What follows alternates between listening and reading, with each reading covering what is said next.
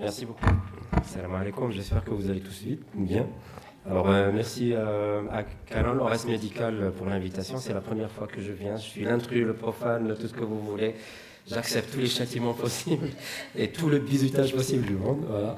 Donc, je suis rhumatologue à Batna et ça me fait plaisir de transmettre à travers les 20 minutes ce que je fais de façon quotidienne en tant que rhumatologue échographiste avec mes patients. Parce que ça a changé ces 10-20 dernières années. Vraiment, la pratique échographique de l'appareil locomoteur a avancé de façon vraiment spectaculaire.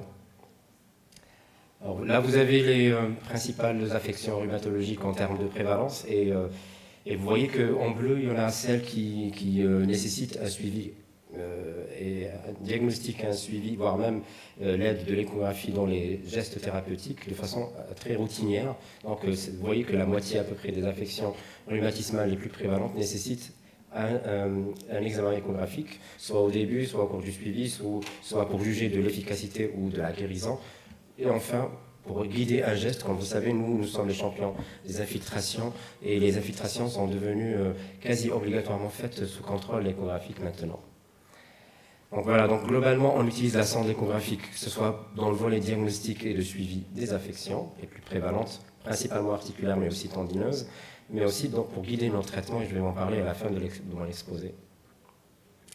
Alors mon histoire, c'est que je suis rhumatologue depuis 2007 et à partir de 2009, j'ai commencé à faire de l'écho, donc suivre des formations, malheureusement au départ à l'étranger parce qu'il n'y avait pas de formation certifiante au Maghreb. Et j'ai fini en 2015 par avoir le diplôme d'enseignant en échographie ostéo-articulaire à Rome. Et depuis, j'essaye de promouvoir la pratique de l'échographie parmi la communauté rhumatologique, moi et mes amis bien sûr, algériens et maghrébins. Et on estime actuellement à 80% le taux de couverture par des échographies chez les rhumatologues et libéraux et hospitaliers algériens. Alors pourquoi ça devient un outil indispensable? Je vous donne un aperçu approximatif, je n'ai pas des chiffres vraiment exacts, mais ça correspond à peu près à ce qu'on fait maintenant. Un rhumatologue algérien vers 2005 avait besoin d'un examen échographique chez un patient sur 20 à peu près, et maintenant près de 2 patients sur 5 qui passent en cabinet de rhumatologie bénéficient d'un examen échographique. Donc vous voyez l'augmentation exponentielle du nombre d'indications de l'échographie ostéo-articulaire au fil du temps. La première publication en échographie ostéo-articulaire date de 1972, donc ça date de plus d'un demi-siècle. Elle concernait un kyste de Baker, d'une grande arthrose, mais depuis, il y a beaucoup de choses qui ont émergé. Bien sûr, les machines sont devenues moins chères et beaucoup plus performantes qu'avant, et donc plus accessibles à la communauté rhumatologique. Voilà. Donc avant, c'était, quand est-ce que je demandais une écho, et je ne la faisais pas bien sûr, c'était surtout pour apprécier les tendinopathies, parce que ça échappait un peu à l'examen clinique, donc voir s'il y a des ruptures, s'il y a des bursites, s'il y a des calcifications, suivre dans le temps, etc.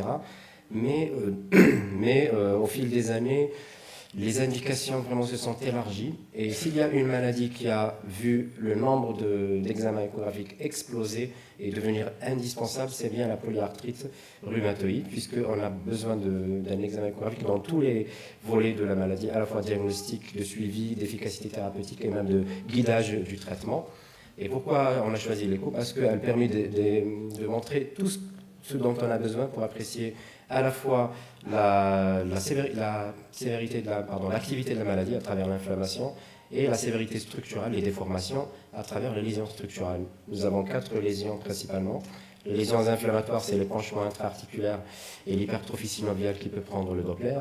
Et les lésions structurelles, c'est surtout les érosions osseuses et les géodes. Les géodes ne sont pas visibles en écho. Et puis le pincement cartilagineux. L'écho est supérieur à la radiographie standard dans pratiquement tous les aspects des signes sémiologiques de la polyarthrite rhumatoïde. Vous voyez que tout ce qui est inflammatoire, on peut le voir en écho et pas en radio. Même les érosions sont beaucoup mieux vues, surtout les érosions inframillimétriques, vues en écho par rapport à la radiographie standard. Et en termes de coût et d'accessibilité, les deux occupent le même rang. Voici quelques exemples de ce qu'on voit tous les jours chez nos patients. Les lésions inflammatoires, qu'elles soient articulaires, vous avez une synovite du carpe qui est active, qu'on peut grader, puisqu'on a un grading au miracle que je vais vous montrer tout à l'heure. Et vous avez les aspects ténosynoviaux qui ne sont pas à négliger chez les polyarthritiques, que ce soit au niveau des mains ou des pieds. On a une ténosynovite active avec les spots Doppler en dessus et en dessous. Enfin, comme je vous ai dit, les érosions osseuses qui nous permettent de faire le diagnostic de certitude peuvent être détectées bien plus précocement en écho qu'en radiographie standard. On estime que les premières érosions de la polyarthrite rhumatoïde apparaissent environ 1 an et demi après le début des symptômes en radiographie standard, mais ne mettent que quelques semaines à apparaître en échographie. Donc vous voyez le gain de temps qu'on peut avoir si on fait un examen échographique au stade précoce, qu'on appelle la Very Early Rheumatoid Arthritis. Et si on donne un traitement précoce, aussi simple soit-il, on peut avoir même le concept de guérison, puisque maintenant il ne passe pas un mois sans que je libère 3 ou 4 malades en déclarant la guérison de leur polyarthrite rhumatoïde, mais uniquement les patients détectés très précocement.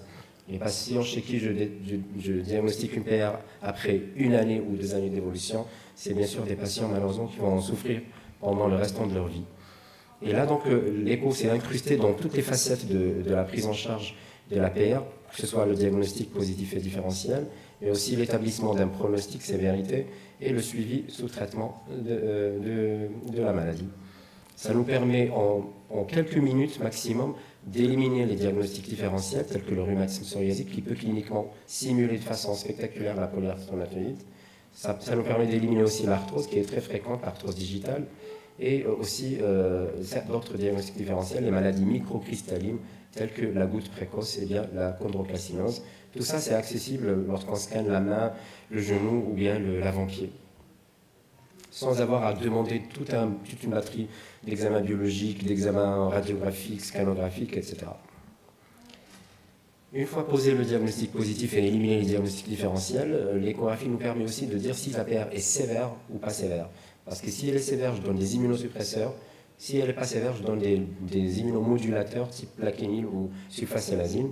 Et il y a un examen échographique très pertinent qui est la recherche et le nombre de spots Doppler puissance lorsqu'on fait au moment du diagnostic positif, puisqu'il s'accompagne d'un odds ratio supérieur à 10, c'est-à-dire les gens qui ont un Doppler Doppler puissance positif au début ont 10 fois plus de risque de développer une maladie sévère déformante dans les 2 ou 3 ans qui suivent par rapport aux gens qui au départ n'ont pas de signaux Doppler. Donc c'est un élément déterminant pour moi pour choisir le traitement. Je peux facilement, si j'ai du Doppler, opter directement pour une forte dose de méthotrexate ou pour une biothérapie, par exemple anti-TNF-alpha, alors que si j'ai de la synovite calme, c'est-à-dire juste de l'hypertrophie synoviale Doppler négative, là j'ai plutôt tendance à donner des immunomodulateurs au profil de tolérance qui est beaucoup meilleur, bien sûr.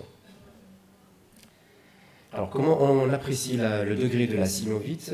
On a un système de grading, bien sûr, semi-quantitatif, parce que ce n'est pas chronophage, et il y a beaucoup de gradings qui ont été proposés au fil des 20 dernières années, mais celui qu'on utilise le plus, c'est le plus récent, c'est le PDUS du groupe Homeract, qui quantifie la synovite selon un grade allant de 0, absence de synovite, à 3, synovite importante.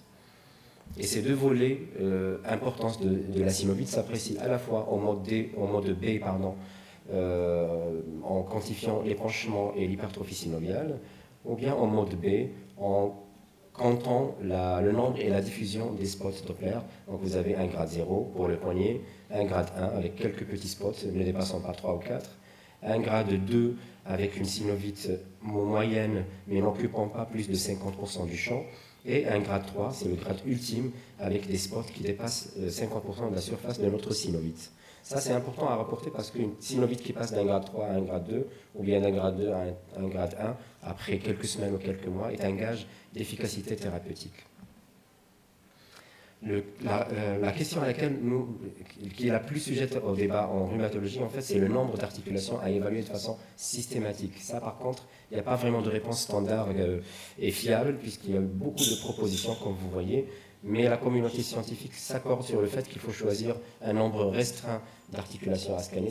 Sinon, je vais rester 1 heure à scanner toutes les articulations cliniquement, ensuite échographiquement, et c'est démotivant pour le clinicien.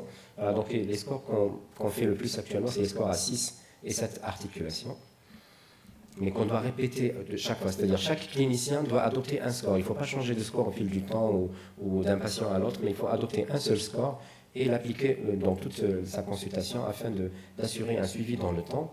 Un des scores les plus intéressants, c'est le USWA Line, qui est un score qui combine à la fois les atteintes articulaires et les atteintes ténosynoviales qui sont malheureusement négligées, souvent négligées par les rhumatologues en tout cas.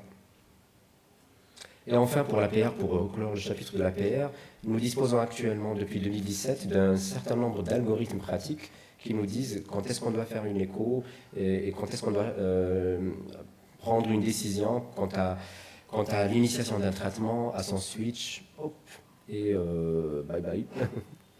Alors, il n'y a plus d'électricité. J'espère que c'est transitoire. Oui, il n'y a plus de lumière, il n'y a plus de... Je pense que c'est une panne d'électricité.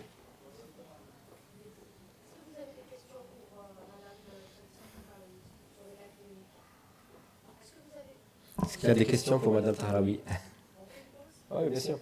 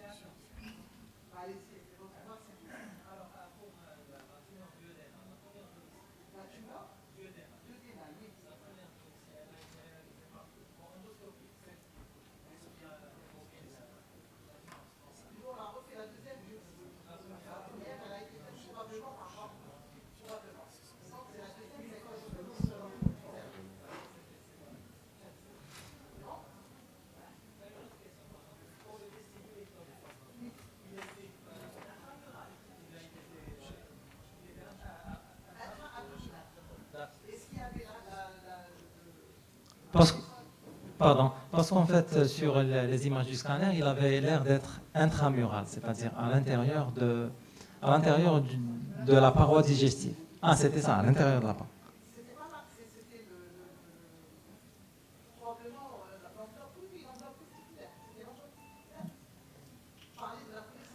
Non. On avait dit il avait les deux testicules ectopiques avec les bourses vides. Le premier testicule gauche. Oui. Le deuxième, il était.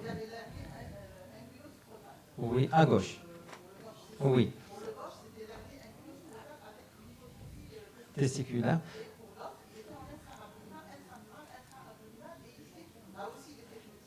Mais il se rehaussait parce qu'il était dégénéré. C'est ça. D'accord, merci beaucoup. C'était très intéressant.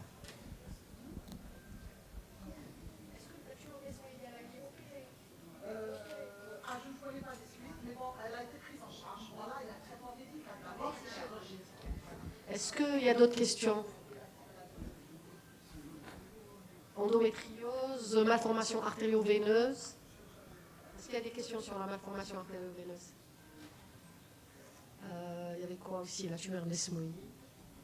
Okay. La méta, oui. Ouais. Donc c'était une grosse masse tissulaire, vascularisée, lisant la pièce sacrée. Elle était donc la dernière, oui, le rectum. Donc l'épicentre était probablement sacré ou rectal. Et je pense qu'elle envahissait la prostate, elle envahissait donc. C'était une tumeur, c'était un processus rectal. D'accord. On pense que c'est plutôt osseux. D'accord.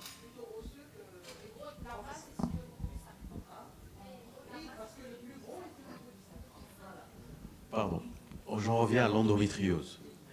Est-ce qu'il est nécessaire de faire une IRM pour faire un diagnostic d'endométriose? C'est parce que la malade en avait. Et donc, on a vu que c'était plutôt point de vue scientifique. Là, c'était pas. On n'était pas obligé. On a fait le complément parce que c'était à un autre niveau. La malade est venue dans le cadre de chance. Donc, on a pensé, on l'a fait passer en IRM pour protéger l'ensemble des signes. C'est-à-dire le message à faire passer au médecin, quand on soupçonne une endométriose, on fait une IRM. Est-ce que c'est le cas? Non. Elle a été envoyée pour le scanner. D'accord. Elle était chez nous, on a l'IRM à notre disposition, donc on a compté. D'accord, merci. Ça n'a pas été demandé l'IRM. D'accord. Justement, c'est le message à faire passer, je pense.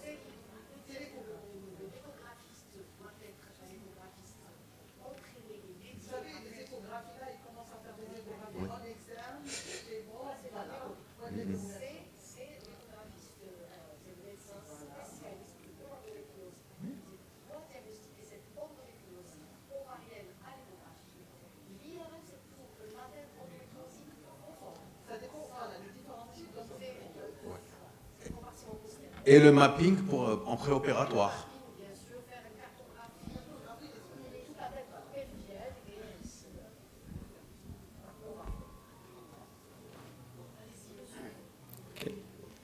Merci beaucoup. Alors, il y a des algorithmes qui nous aident vraiment, qui nous guident, parce qu'au départ, il y avait de la disparité d'exercices entre les différents praticiens. Donc, il y a des algorithmes qui essayent d'homogénéiser la pratique par rapport au choix du moment optimal pour réaliser un examen échographique et que faire en fonction du résultat. Donc là, c'est très codifié. Vraiment, en 15 ans, dans la PR, vraiment la prise en charge, la place de l'échographie a été bien codifiée avec des recommandations européennes, entre autres. Je passe beaucoup plus rapidement sur les autres affections qui ont, elles aussi, bénéficié de l'essor de la démocratisation de l'échographie. Donc, tout d'abord, les spondyloarthrites. Vous connaissez les spondyloarthrites à travers l'atteinte axiale, rachidienne et sacro-iliaque. Le diagnostic, c'est surtout la clinique, la radio, et dans les cas précoces, c'est l'IRM des sacro-iliaques. Mais il y a un élément important qui est commun à toutes les spondyloarthrites, c'est l'atteinte anthésique, d'ailleurs qui peut même précéder les symptômes cliniques. L'anthèse, c'est l'attache des tissus mous sur l'os, qui est un organe entier, particulier, indépendant, parce que sa structure histochimique est différente par rapport à ce qui l'entoure. Et c'est le premier organe qui est atteint dans la spondylarthrite, même quelques mois ou quelques années avant les premiers symptômes. Là, vous voyez des anomalies anthésiques, échographiques, qui ont été objectivées chez des gens qui ont des Mickey et qui n'ont aucun symptôme rhumatismal, pour vous dire que c'est vraiment précoce. L'inflammation de la SPA commence au niveau de l'anthèse et non pas au niveau de l'articulation, comme c'est le cas de la polyarthrite. Et donc, il y a beaucoup d'auteurs qui se sont intéressés à la place de cette échographie haute résolution dans les maladies type spondylarthrite pour faire un diagnostic précoce. Donc, tout d'abord, le groupe Omeract a sorti les différentes lésions élémentaires, les a définies, que ce soit les lésions structurales ou les lésions inflammatoires. Par la suite, il y a eu des scores qui ont été créés pour le diagnostic précoce, avant l'apparition de l'IRM, pour se substituer à l'IRM, si vous voulez, parce que l'écho est beaucoup moins cher et plus accessible. Il y a même un score qui a été innové et proposé par mon ami et collègue professeur Haddouche, qui est à Alger, et qui a fait un screening de toutes les anthèses potentiellement atteintes d'inflammation dans la spondyloarthrite, et a trouvé que l'échographie détectait beaucoup plus que l'examen clinique des maladies, des atteintes anthésiques chez les spondylarthritiques, jusqu'à 83% des patients. Et à partir de ça, elle a sorti un score, le SES, qui est un score qui restreint à 3. Il suffit d'avoir 3 anthésopathies caractéristiques inflammatoires pour poser le diagnostic positif, sans nécessairement passer par le HLA-B27 et l'IRM des sacro-iliaques, etc. Donc, terrain prometteur, mais c'est vraiment que le début par rapport à la polyarthrite rhumatoïde. Pour sortir de la spondylarthrite et passer aux maladies systémiques, tout d'abord, le lupus, on utilise de plus en plus d'examens échographiques pour surtout suivre et non pas diagnostiquer les maladies lupiques, de la même manière que la PR, pour dire si oui ou non mon patient a répondu au traitement, parce que le lupus, comme vous le savez, il y a l'atteinte articulaire qui est la plus fréquente et parfois la plus pénible. Donc l'échographie nous aide pour dire si le traitement a été oui ou non efficace dès les premières semaines d'introduction du traitement. Dans la sclérodermie, il y a l'échographie cutanée et l'échographie pulmonaire. Tout d'abord l'échographie cutanée qui permet de façon plus fiable que l'examen clinique de quantifier l'étendue et surtout la sévérité de l'atteinte cutanée. Mais il faut savoir qu'il n'y a pas une atteinte cutanée, mais 2 atteintes cutanées. L'atteinte initiale qui est l'atteinte œdémateuse hypertrophique et l'atteinte dans les stades évolués, c'est l'atteinte atrophique fibrosante. Et chacune donne bien sûr un aspect échographique différent. Vous avez dans la phase œdémateuse un épaississement de l'épiderme avec le Doppler positif. J'ouvre une parenthèse, il faut une sonde d'au moins 20 mégas pour l'apprécier. Donc les gens qui n'ont pas une sonde de très haute résolution ne peuvent pas le faire. Et la phase atrophiante, où on a une atrophie avec hyperéchogénie de l'épiderme, elle caractérise une phase bien sûr avancée où le traitement immunosuppresseur ne va pas donner grand-chose. Donc là aussi, c'est une piste de recherche. Il n'y a pas de recommandation pour la pratique quotidienne, mais je pense que ça viendra dans les prochaines années ou décennies. Mais celle qui a fait bénéficier de recommandations, c'est l'atteinte pulmonaire. Vous savez que dans la sclérodermie, on peut avoir la PID, la pneumopathie interstitielle diffuse, on peut avoir aussi la fibrose pulmonaire, et les deux peuvent être détectés avec une fiabilité assez proche du scanner à travers un examen échographique systématique. Donc on fait une écho pleurale, là. De façon physiologique, nous avons les B-lines, qui sont physiologiques, mais dans la fibrose et dans la PID, nous avons l'inverse, c'est-à-dire des A-lines, les lignes, pardon. Donc les A-lines, c'est physiologique, et les B-lines, c'est témoin indirect d'une atteinte tissulaire, interstitielle ou fibrosante. Et là, il y a eu beaucoup d'équipes, surtout italiennes, qui ont fait de la corrélation entre le scanner haute résolution et l'échographie.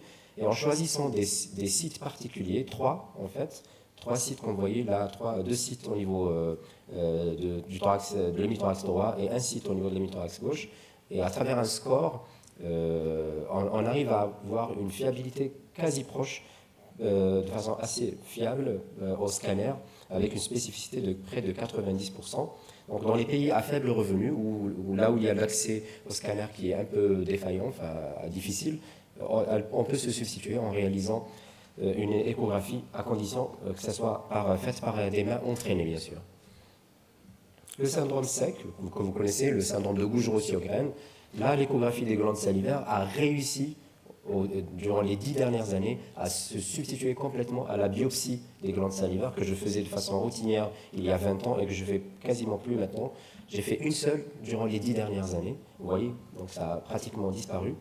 Pourquoi? Parce que l'échographie des glandes salivaires, que ce soit la parotide ou bien la submandibulaire, comme c'est accessible, comme on a tous des sondes linéaires adaptées à la thyroïde, c'est à peu près la même chose. Donc ça nous permet de dire si la glande est normale ou s'il y a des anomalies type hétérogénéité ou type vacuole intraparenchymateuse, parfois même des désordres architecturaux complets des glandes, surtout la submandibulaire. Et l'Omeract toujours a sorti un grading de cette atteinte parotidienne et submandibulaire. Et à partir d'un certain score, généralement supérieur à 2, on peut dire qu'il y a un syndrome sec auto-immun au niveau des glandes salivaires. Je passe aux deux dernières affections, donc l'arthrose, qui est la maladie la plus fréquente dans le monde en termes d'affections squelettiques. Et traditionnellement, on fait une radiographie standard, on détecte le pincement cartilagineux et les ostéophytes. L'IRM est meilleur en termes de détection des anomalies dites inflammatoires, chose que la radiographie, bien sûr, ne permet pas. Mais l'échographie peut se targuer d'être une alternative intéressante, à la fois pour détecter des lésions structurales, comme la radio standard, ou des lésions inflammatoires, comme l'IRM. Je peux vous dire qu'en pratique quotidienne, nous sommes arrivés à nous contenter d'un coup de sonde échographique à la place de la réalisation de radiographie standard systématique de plusieurs sites à la fois, ce qui est vraiment irradiant, parfois embêtant pour le patient. Voici l'aspect typique des ostéophytes au niveau digital, par exemple. Et puis vous avez l'affaissement, l'amincissement cartilagineux qu'on ne peut apprécier qu'au niveau de certains sites qui offrent bien sûr une fenêtre acoustique. Enfin, dans la gonarthrose et dans les orthosarthroses, l'échographie est un outil indéniable dans le guidage des gestes, sur tout ce qu'on appelle les infiltrations, la viscosupplémentation, etc., puisqu'elle permet d'augmenter la fiabilité de mon examen. Je vais consacrer à ça la dernière plaque. Nous avons, côté algérien, réalisé des études pour voir la puissance, la pertinence de l'échographie articulaire dans l'arthrose, et on a trouvé des résultats assez impressionnants, comparables bien sûr aux séries occidentales. Là, nous avons scanné 40 sujets sains et 40 gonarthrosiques, et on a trouvé que tous les signes étaient présents dans la littérature, étaient présents dans la gonarthrose algérienne, mais mention particulière pour l'ostéophytose, qui est le signe le plus fiable. Et dans un deuxième travail, nous avons comparé la puissance de l'échographie par rapport à la radio standard dans la détection des ostéophytes dans les gonarthroses débutantes. Et on a trouvé, c'était une étude multicentrique à laquelle j'ai été l'investigateur principal. Et donc il y avait une analyse en aveugle, bien sûr, des coupes échographiques et des coupes des clichés radiographiques.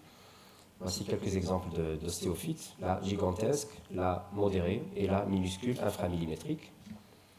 Et le résultat principal de l'étude, c'était que les ostéophytes étaient détectés 2,5 fois plus d'ostéophytes en écho fémorotibio interne, fémorotibio externe et fémoropatellaire qu'en radiographie standard. Pourquoi? Parce que les ostéophytes inframillimétriques peuvent être vus en écho et non pas en radiographie standard. Je termine avec la goutte. Dans la goutte, c'est une maladie microcristalline, métabolique, avec des dépôts de cristaux d'urate d'acide urique, donc au niveau articulaire, tendineux et rénal, malheureusement. L'échographie présente 2 signes pathognomoniques qu'on peut détecter surtout au niveau des métatarsophalangiennes et des genoux. Ces 2 signes sont le double contour, qui est une image hyperéchogène à la surface du cartilage, surtout de la MTP1 et de la trochlée du genou. Et puis le tophus échographique, qui ressemble au tophus radiographique ou clinique, et qui peut être aussi recherché au niveau à la fois articulaire et tendineux. Ces signes qui ont été décrits il y a une quinzaine d'années maintenant sont devenus routiniers. On les recherche de façon systématique chez tous les goutteux, non pas pour le diagnostic positif, mais aussi pour l'efficacité thérapeutique, parce que ces 2 signes sont réversibles sous traitement. Donc le patient qui avait ces signes comme ça et 6 mois plus tard a vu une disparition de ces signes est un patient compliant au traitement, est un patient qui répond au traitement, donc qui justifie une dégression. Mais le patient qui présente toujours ces traitements 3 ou 6 mois après le traitement, après l'initiation, nécessite une optimisation thérapeutique. Donc vous voyez que pour le genou, avant, on se contentait de chercher l'existence d'un épanchement du genou, et vous voyez que maintenant, au XXIe siècle, l'échographie permet même de diagnostiquer des maladies rares à partir d'un simple scan, parce qu'on a des gens plus expérimentés et on a aussi surtout des machines plus performantes. Je termine avec les gestes. Une échographie sur 3 que je fais, c'est une échographie thérapeutique, c'est-à-dire c'est pour guider mon infiltration ou ma ponction ou ma autre chose. Et donc vous voyez qu'on peut visualiser le biseau de l'aiguille et donc être certain quasiment à 100% d'être au niveau du site articulaire ou tendineux qu'on vise sur le plan thérapeutique. Pour vous résumer la littérature mondiale, globalement on dit que une injection sur 2 est ratée si on ne la fait pas échographiquement ou radiographiquement, alors que si on s'aide d'un examen d'imagerie, radio ou surtout échographie, on ne rate qu'une injection sur 30. Donc on passe de 1 sur 2 de raté à 1 sur 30, c'est quand même pas mal, et ça permet donc d'augmenter la précision, et non seulement la précision, c'est-à-dire l'efficacité bien sûr thérapeutique. Voici un exemple d'injection de la bourseuse acromiale. Je ne sais pas comment ça va marcher. Bon. C'est pas grave. En tout cas, c'était une infiltration de la bourse sous-acromiale, sous échographie.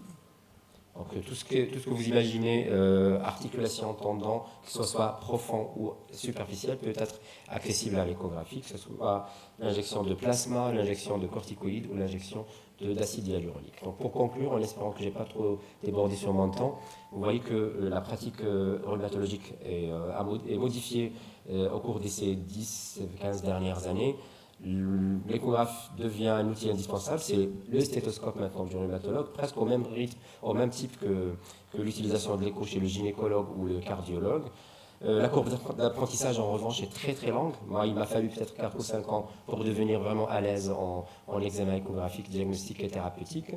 Il y a beaucoup de formations qui se font, et surtout, il y a maintenant l'inclusion des cours d'échographie dans le cursus d'internat dans beaucoup de pays. Malheureusement, ce n'est pas encore le cas en Algérie, mais ça se développe de façon assez très rapide, et ça nous sauve, et ça sauve surtout nos chers patients. Je vous remercie de votre attention.